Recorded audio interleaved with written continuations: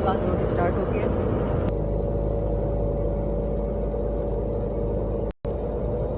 ये एबटाबाद की पहाड़ी है, बहुत ज़्यादा बुलंद है।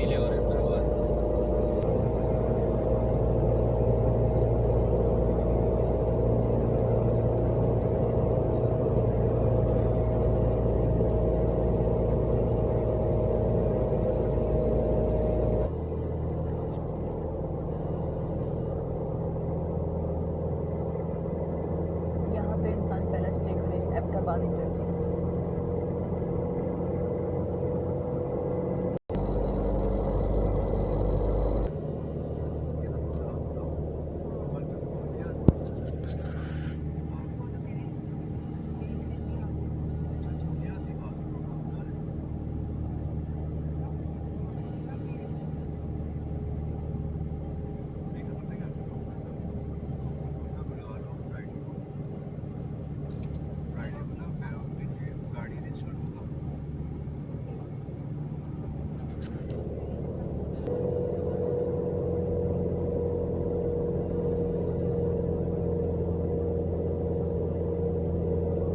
अभी हम वेस्ट एरिया में उतरेंगे तो यहाँ से नीचे उतरेंगे, नीचे यहाँ से उतर के दूसरी वाली रोड पे आ जाएंगे।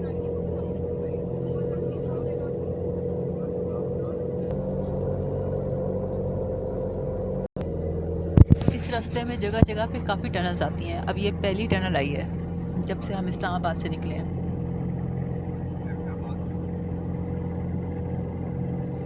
इसकी लंबाई है 1724 मीटर।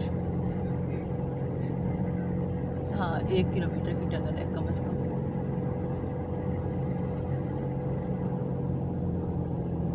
ये काफ़ी बड़ी और काफ़ी चौड़ी टनल है, जाने वालों की अलग, आने वालों की लाइन अलग।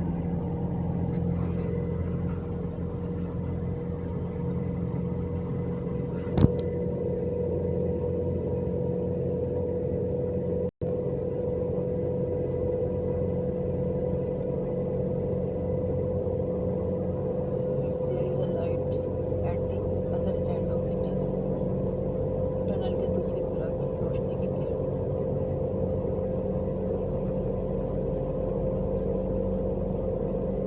अभी जो हम आगे मूव करेंगे उसमें मुश्ताक उसकी ये बात करता है कि इस रंग की तो दूसरी तरफ अंधेरा ही था। वो जब मौलाना से मिलने जाता है लियारी के इलाके में, उनकी ज़िंदगी को देख के वो कहता है, लेकिन खुदा का शुक्र है कि बाकी जो ज़िंदगियाँ हैं हर जगह पे इतनी गुर्बत नहीं है जिस गुर्बत की उसने मंजरकशी की है।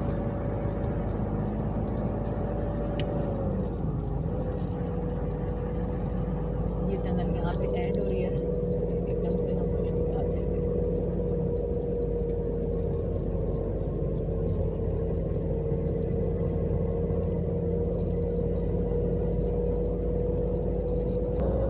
टनल से निकलने के बाद ये रोड है।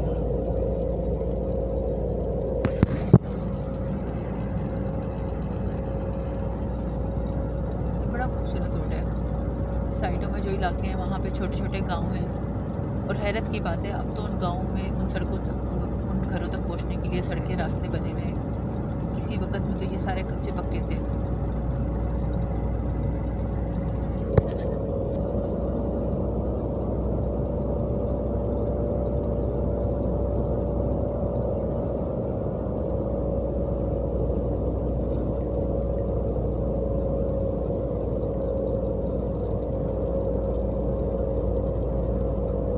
इस किस्म के टर्न्स बड़े खूबसूरत आते हैं यहाँ पर, कभी दाएं हाथ और कभी बाएं हाथ, और ये इतनी सी देर में एक दूसरी टनल आ गई।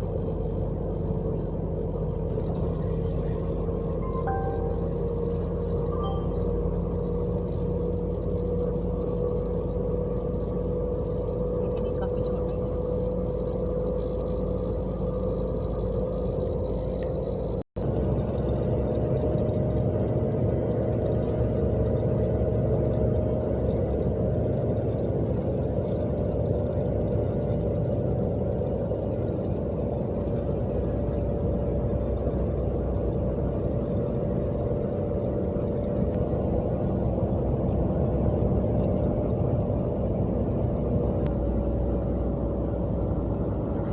सारे सफ़र की खूबसूरती ये है कि यहाँ पे इतने खूबसूरत टर्न आते हैं कि पहाड़ों के साथ साथ हम चल रहे हैं ना, तो कभी एक तरफ को घूम रहे हैं, फिर कभी दूसरी तरफ को घूम रहे हैं। दाएं बाएं घूम घूम के।